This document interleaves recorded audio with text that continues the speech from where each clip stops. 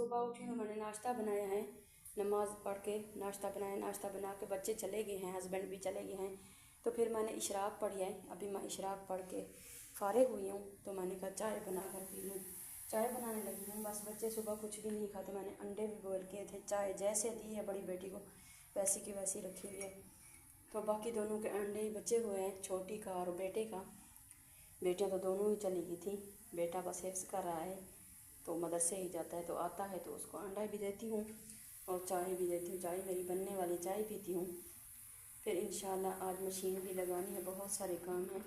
एक दिन काम करती हूँ तो कहती हूँ दूसरे दिन काम नहीं होएगा, सांस लूँगी थोड़ा सा, तो फिर काम बड़े होते हैं। तो ये मैंने रात को मलाई निकाल के रखी थी, मक्खन बनाती हूँ। तो अभी बेटे को नाश्ता देने लगी हूँ।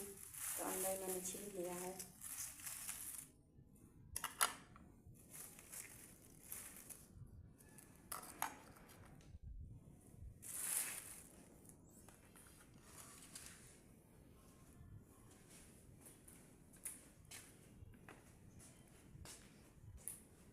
तो भी मैंने अपनी चाय भी ले ली, चाय पीती हूँ सुकून से बैठ कर। ऐसे तो मैं चली जाती हूँ फिर ऊपर, फिर काम में काम होता है तो 2-3 बज जाते हैं, मैं कुछ भी नहीं खाती। तो इसीलिए मेरी तबीयत ठीक नहीं रहती। तो आज मेरे हस्बैंड लड़ कर गए हैं कि अपनी करती नहीं हो, तो इसी वजह से फिर बीमारियाँ ऐसे चिमट जाती हैं जब कमज़ोरी हो जाती है। तो भी मैं चाय पीती हूँ।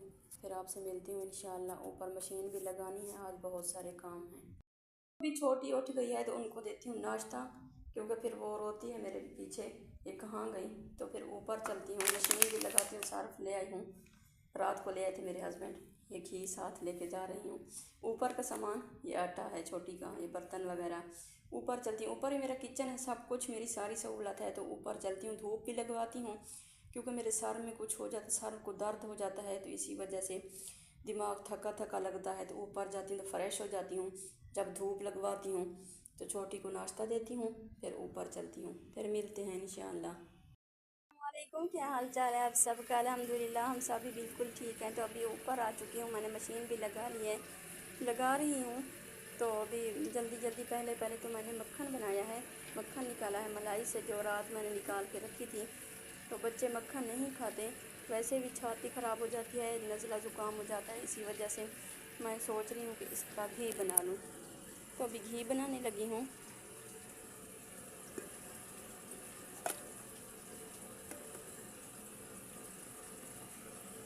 इसको चूल्हे पे रख दूँगी, साथ साथ मशीन भी लगी रहेगी, ये भी बन जाएगा इंशाल्लाह।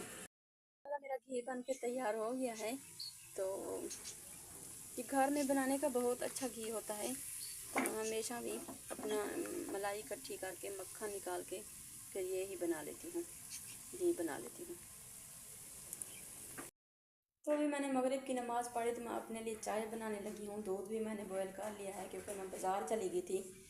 क्यों मेरा वो काम था, वो बड़ी सारी बेडशीट लेनी थी जो कमरे में बिछानी थी। कारपेट लगवाया, तो इसी वजह से कि कारपेट ख़राब हो जाएगा, रोज़ रोज़ पोछा लगाएंगे तो ख़राब हो जाएगा, ऐसे गीला गीला सा लगता है, तो मट्टी चढ़ जाएगी। तो इसी वजह से मैं बड़ी सारी चादर ले आई हूँ, उसको मैंने कमरे में बिछाना है। अभी सुबह तो बनाऊँगी। थोड़ी सर्दी थी बहुत ज़्यादा, तो मैं नीचे आ गई थी, मैं चाय बनाने लगी हूँ, चाय पीती हूँ। तो सब्ज़ियाँ ही मैंने मंगवाई थी, मैंने कहा सब्ज़ियाँ भी निकाल लो शॉपर से।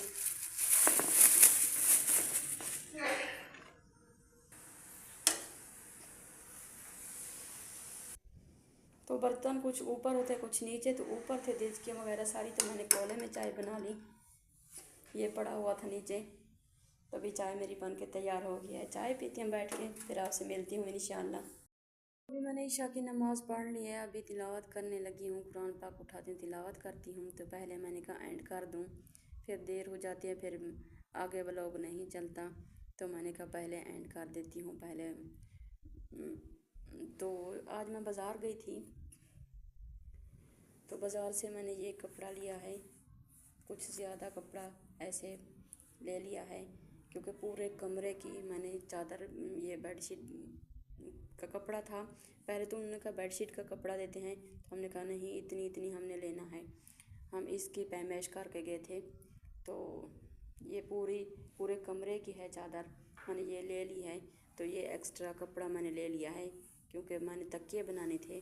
तो ये भी और ये भी, ये सारा 4,000 का कपड़ा है, मैंने ये ले लिया है। मैंने कहा पूरे कमरे को कवर कर दूंगी। जो कारपेट मैंने बिछाया है इसको वैसे भी लगवाया है, तो ये मट्टी बहुत ज़्यादा खींचता है, मट्टी पकड़ता है। तो इसकी मट्टी फिर निकालने में वो कपड़ा गीला करके लगाना पड़ता है, तो वो स्मेल सी आती है। तो इसी वजह से मैंने कहा ऊपर से मैं ये चादर से ढाँप दूंगी, तो बाद में ये परेशानी नहीं होगी रोज़ाना का। तो इसी के साथ साथ व्लॉग का भी एंड करती हूँ। बस इतनी ही व्लॉग होता है। व्लॉग अच्छा लगे सब्सक्राइब करना, लाइक करना। तो कल मिलेंगे एक ज़िंदगी रही तो एक नए व्लॉग के साथ। दुआओं में याद रखना। तो मेरे जो बहन भाई मुझे सपोर्ट करें, इससे ज़्यादा सपोर्ट करें, सपोर्ट की मुझे सख्त ज़रूरत है। तो अल्लाह हाफिज़।